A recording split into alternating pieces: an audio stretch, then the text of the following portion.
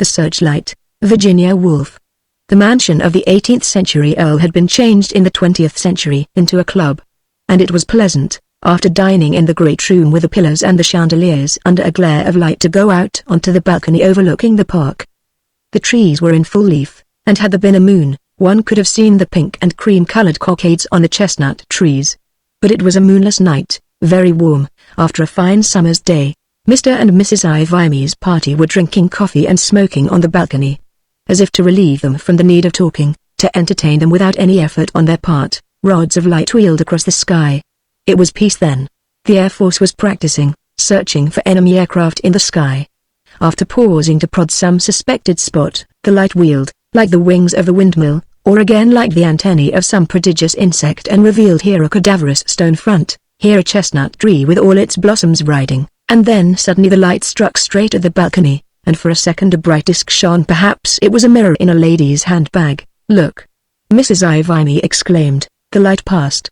They were in darkness again. "You'll never guess what that made me see," she added. Naturally, they guessed. No, no, no, she protested. Nobody could guess, only she knew, only she could know, because she was the great-granddaughter of the man himself. He had told her the story. What story? If they liked, she would try to tell it. There was still time before the play, but where do I begin? She pondered. In the year 1820. It must have been about then that my great-grandfather was a boy. I'm not young myself, no, but she was very well set up and handsome, and he was a very old man when I was a child when he told me the story. A very handsome old man, with a shock of white hair, and blue eyes. He must have been a beautiful boy. But queer. That was only natural, she explained, seeing how they lived. The name was Coma. They'd come down in the world. They'd been gentlefolk, they'd owned land up in Yorkshire. But when he was a boy only the tower was left. The house was nothing but a little farmhouse, standing in the middle of fields. We saw it 10 years ago and went over it. We had to leave the car and walk across the fields. There isn't any road to the house. It stands all alone, the grass grows right up to the gate. There were chickens pecking about, running in and out of the rooms. All gone to rack and ruin. I remember a stone fell from the tower suddenly. She paused. That they lived, she went on, the old man, the woman and the boy. She wasn't his wife, or the boy's mother. She was just a farm hand, a girl the old man had taken to live with him when his wife died. Another reason perhaps why nobody visited them, why the whole place was gone to rack and ruin. But I remember a coat of arms over the door, and books, old books, gone mouldy. He taught himself all he knew from books. He read and read, he told me, old books, books with maps hanging out from the pages. He dragged them up to the top of the tower, the ropes still there and the broken steps. There's a chair still in the window with the bottom fallen out, and the window swinging open, and the panes broken, and a view for miles and miles across the moors. She paused as if she were up in the tower looking from the window that swung open, but we couldn't, she said, find the telescope. In the dining room behind them the clatter of plates grew louder. But Mrs. Ivimey, on the balcony, seemed puzzled, because she could not find the telescope. Why a telescope? Someone asked her, why?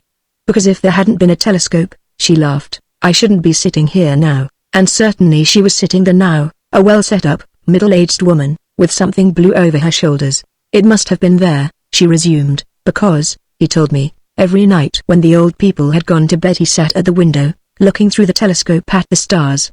Jupiter, Aldebaran, Cassiopeia. She waved her hand at the stars that were beginning to show over the trees.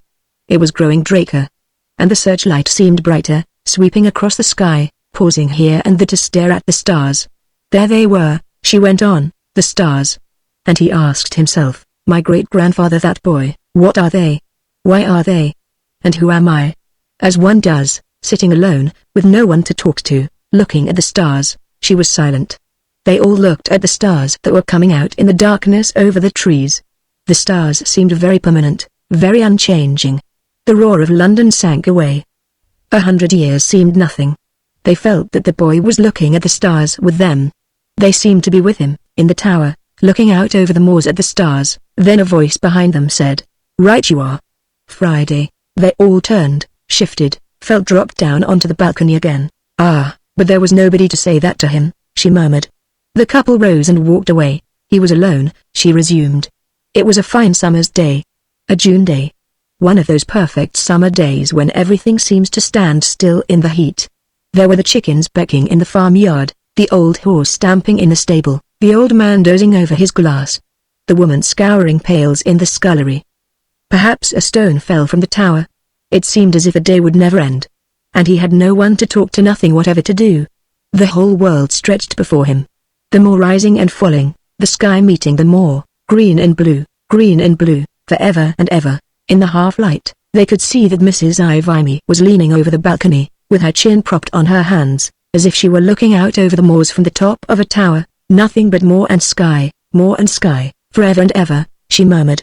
Then she made a movement, as if she swung something into position. But what did the earth look like through the telescope? She asked. She made another quick little movement with her fingers as if she were twirling something. He focused it, she said.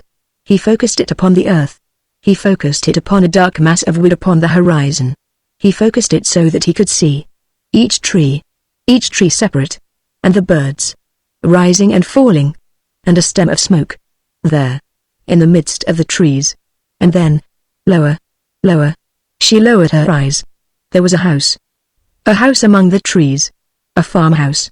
Every brick showed, and the tubs on either side of the door, with flowers in them, blue, pink, hydrangeas, perhaps.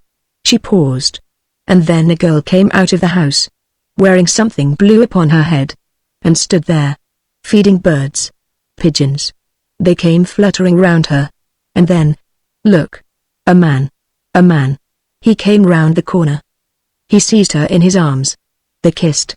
Mrs. Ivimy opened her arms and closed them as if she were kissing someone. It was the first time he had seen a man kiss a woman in his telescope miles and miles away across the moors. She thrust something from her, the telescope presumably.